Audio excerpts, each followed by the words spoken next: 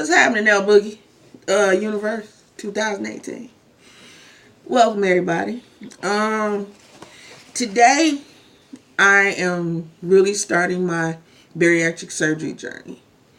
The reason why I'm on here today is to talk about it a little bit, give y'all a little bit of what I'm going through, not what nobody else going through. This is the journey that I've been going through for 2 years. I BS'd a lot and I put things off, procrastinating the situation. I made excuses for me and my BS. But once I had this, the anaphylactic shock and all that and got the trach in my neck, I buckled down and I really got serious about the surgery. Excuse me, I might cough a little bit through this video, but I am doing this on my own so I can let everybody know my story. Now, I'm about 400 pounds. I was about a month ago about like 350, 360. But stress is a big factor for me. Depression is a big factor for me. Being inactive is a big problem for me. And during these processes, I've gained weight. I'm as big as I have ever been. I have a lot of issues going on right now with me. And that's another video. I'll explain my stress level on another part of the journey. But right now, we're talking about my upcoming surgery.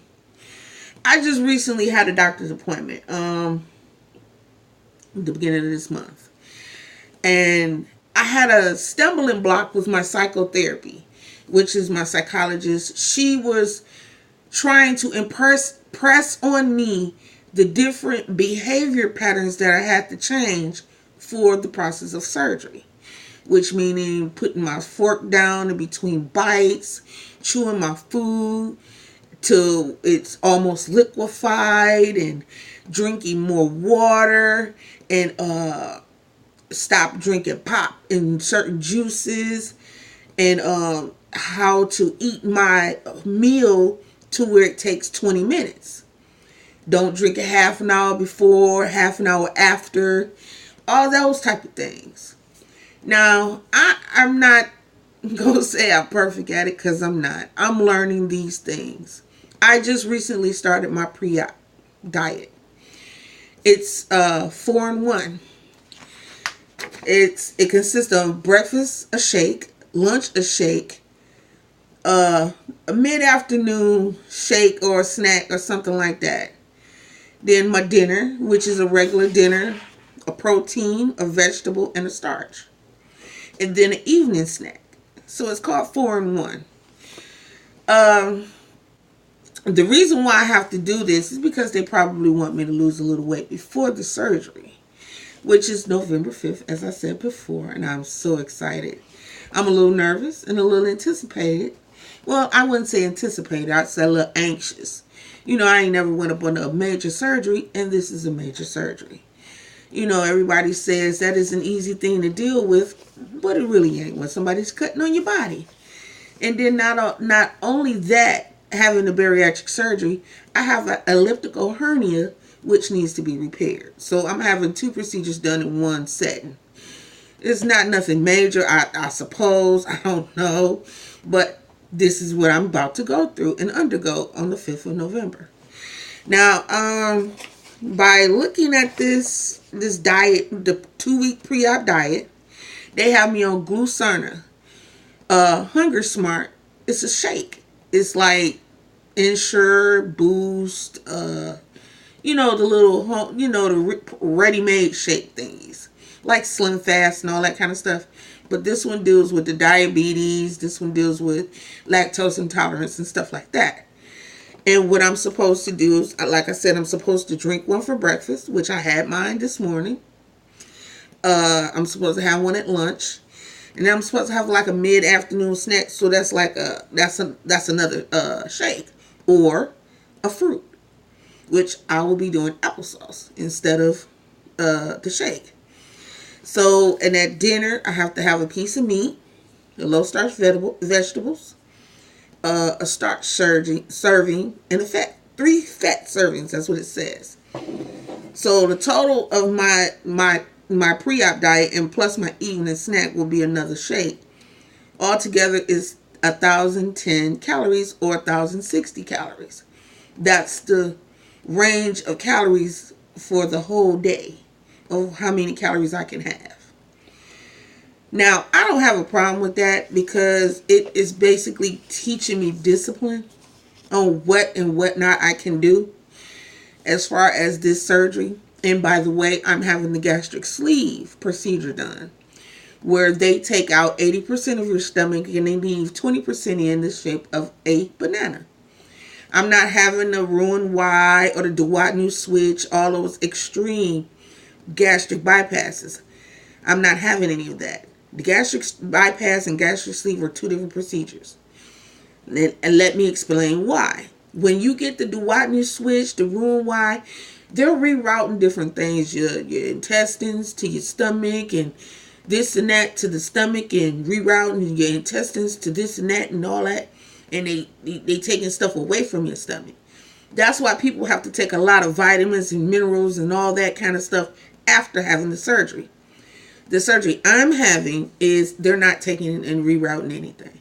All they're doing is they're taking out 80% of my stomach, and they're going to take it out of my stomach. They're going to remove it from my body. So, which means this is a permanent situation. Can't go back. Can't go back and have it repaired. You can stretch your stomach again, but I don't think that would be conducive to what you're trying to do in your life. So, by this being done, I'll have a stomach the size of 2 ounces, a baby stomach. Now, I'm going to be cool with that. My only problem is I got to get a lot more active. The walking situation thing with me is I really don't do a lot of walking because of, my weight and the pain in my knees and my back. But that's going to change because I really want this to be successful. And in the process of being successful, I have to make an effort. So this is into a reason why I'm making this video. Now, I have a nutritionist. Her name is Bethany. She's wonderful. And she explained to me that during this process, I will have different bouts of cravings, which means as much as I try to stay on basis of the 4-in-1 meal prop for the pre-op, I'm going to have cravings that are going to be so severe that I would break my diet. She said that's normal. Everyone that goes through a pre-op diet have this happen to them. But you have to be in the mindset. That's why they have you do therapy sessions. To get your mind right and get you adjusted to where you can make this happen. You can make the adjustment in yourself. You can make the adjustment in your environment. Everything that has to do with you, it would have to take place during that process. Now, I'm not the easiest person to deal with stress. I'm not the easiest person to deal with emotions. And sometimes I can be a little sappy. And sometimes I can be a little, a little crier, pity pot kind of shit like that. You know what I'm saying? But, excuse my French. I'm to the point where a lot of things about me need to change. My attitude is one thing that needs to change. And I think by having this surgery and becoming active and working hard to get this situation with my body under control, I think my attitude will change. I'll start loving myself a lot more than than usual, I should say. It'll give me the perspective of it ain't all about you, but it is about you, if you get what I'm saying, if that makes sense to anybody. I'm not, I'm not expecting things to really take place on a weight loss scale very much until the beginning of the year, because I'll be in recovery for the first 6 weeks. No, that doesn't mean I'm going to be down or anything. It's just I will be getting used to dealing with the fact that I don't have a regular stomach. Excuse me. I don't have a regular stomach. I'm going back to, I have to eat baby food and I have to drink. I can only drink like, if the glass is this tall, I can only drink about that much out of the glass. If that makes sense to anybody. So it's like a half empty, half full situation, for real.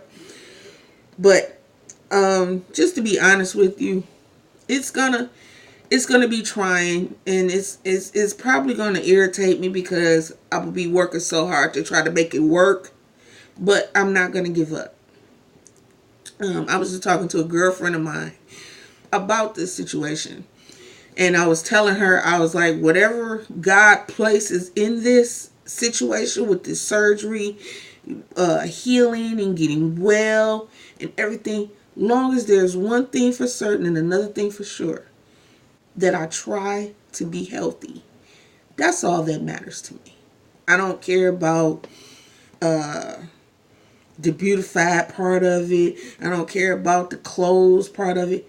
I need to lose weight to where it makes me healthy. I am pre-diabetic. I have high blood pressure. I have angioedema in my neck from the thing that happened. That's why my neck's so big.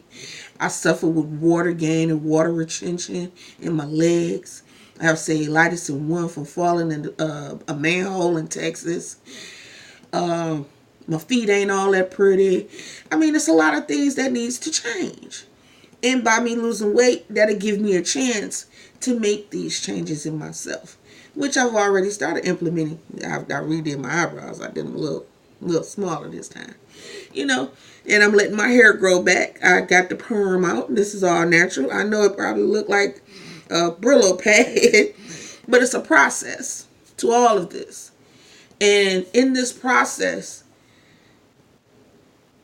I am hoping that during all of this, that I'll gain the confidence to be able to realize that I can feel good without, being a person that lacks. If that makes sense to anybody. I don't sit and actually think of different things to place on myself. Certain things just kind of like find me. It's like I'm a trouble attractor, or all trouble seems to fall right in my lap. But I'm changing that. I'm praying more. I'm listening to God. I'm putting my belief hat on. Here it go. And I think differently about a whole lot of things. I am not like I used to be, where I would be manipulative, cause different kind of fractions between people. I no longer smoke cigarettes. I don't smoke weed anymore. I don't drink. And I've lost a lot of friends because of that. But, if you was my friend then, and you're a real friend, you'll be a friend after that. You know what I'm saying? The good thing about it, those vices that are gone, I feel a lot better about who I am without having to have habits. Those habits are gone. Now, the other habits I need to get rid of is being lazy. Your girl is lazy. I am not going to lie to you. I do not like walking. I don't like doing all that overexertion and all that kind of stuff. That stuff bothers me. And that's something that I need to change. But I'm working on it within myself. And those that are supporting me is helping me get rid of that laziness. Another thing that I had a problem with, I don't like water. My mother said, how can you not like something that you're 80% of? Which makes sense.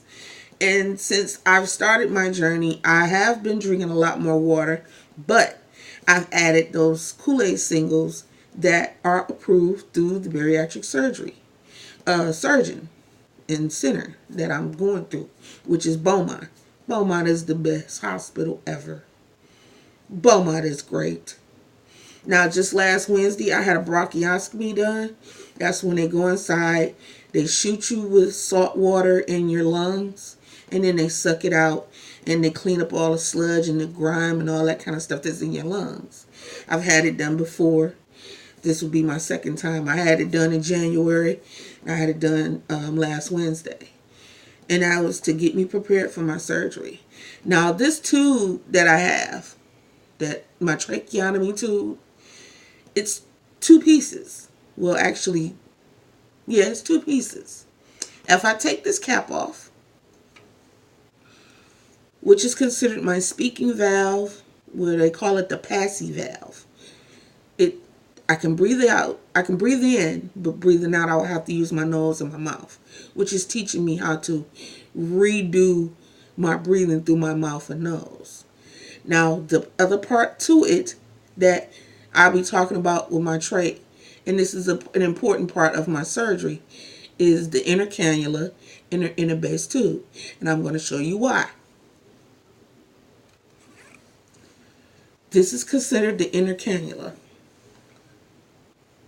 This part right here is called the base tube. This is the part that is inside my trach, inside my windpipe, inside my lungs. This is how I breathe through this tube, along with this cannula.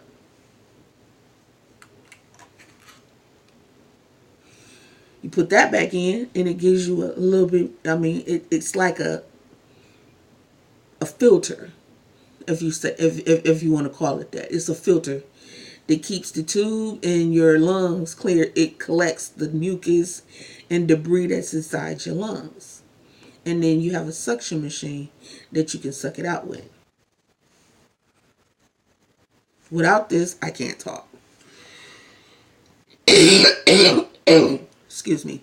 But the reason why I say this is important for the surgery is because this is how they're going to control my breathing. I have no function through my nose and my mouth dealing with this trach. The trach is 90% of my breathing. The other 10% is my mouth and my nose. When I say that is because I can't smell. I can't breathe through my mouth. Yes, I can taste. I still have my taste buds. But as far as breathing through my mouth, it's labored, but it comes along with this. And the reason why, like I said, the reason why it's so important with the surgery is because they're going to hook me up to life support. They're going to close my mouth and they're going to close off my nose. And this is going to be where my air come in, where they're going to breathe for me during the surgery. Now, I started this journey at Barrett's Clinics in Ypsilanti with another bariatric surgeon named Dr. Stephen Poplowski. He's awesome. Very, very awesome. Very supportive man and his team. But due to the fact of me having the trach, you would have to have a respiratory trauma team. They don't offer that because they're a medical center. They're not a hospital. So I would have to have a major hospital to have a trauma team on standby. And I would have to have an ICU right after coming out of surgery. So due to the fact of that, I had to transfer from Barracks Clinics in Ypsilanti to William Beaumont. And in the process of all that, I found my pulmonary specialist, which is Dr. Samuel Allen. He's awesome. He's the one that did my bronchoscopies, getting me ready for the surgery. He is the one that referred me to my surgeon, Dr. Krause. He's going to be the one that does my surgery. Him and Dr. Allen are enmeshed together as to my care, which is awesome. Great team. I have a great team. And then I also have the weight control center, which is through Beaumont, where I have my nutritionist, my dietitian, I have my exercise specialist, I have my psychologist, and I also have a medical doctor that deals strictly with bariatric medicine. Then I also have the director of the program, Miss Karen Duty. She is the most wonderful woman in the world. With all this being said, just to say that I have a good medical support team. As far as family goes, it's a little strained, but I also have my mom when she wants to. But she's there, my children, and if I ever need anything, other people will be involved, But as it stands right now, your girl is a long solo, you know what I'm saying?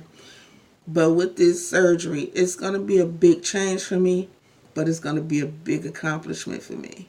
I'm about to be 44 a couple weeks after the surgery, and I'm glad and I'm happy to bring my 44th in on a healthy ride, because constantly being big, constantly having to just coming up a flight of stairs or walking from my room to the toilet or to the kitchen and I'm out of breath, I'm tired of that.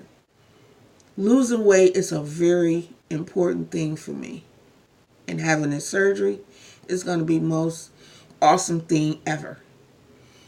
Now, I really don't have much more to talk about. I just wanted to include you in my journey. That's basically what gonna be my channel's gonna be about. Is me and my bariatric journey and the changes that I'm gonna be dealing with my journey in my everyday life. That's what my channel's about. Alicia's L Boogie's everyday life. What happens in my life, what happens during my day, my night, or whatever I decide to do, is what my channel is going to be about. It may be boring. It may not be something you want to watch. It may be something that's a little long-winded or whatever. It is your choice. You have free range to push that button if you want to watch it. If you don't. Now, the best thing that I can ask for y'all to do is to subscribe. That little red button right next to L Boogie Universe 2018. It's a little button that says subscribe. Push that. Push the little bell so you'll be notified whenever I place another video out. And if you want to leave a comment and some good wishes, well wishes, and good luck, or just show some love in the comment section, by all means do it. I'm just trying to gain some love from y'all. And thank you for watching. I love y'all. Bye.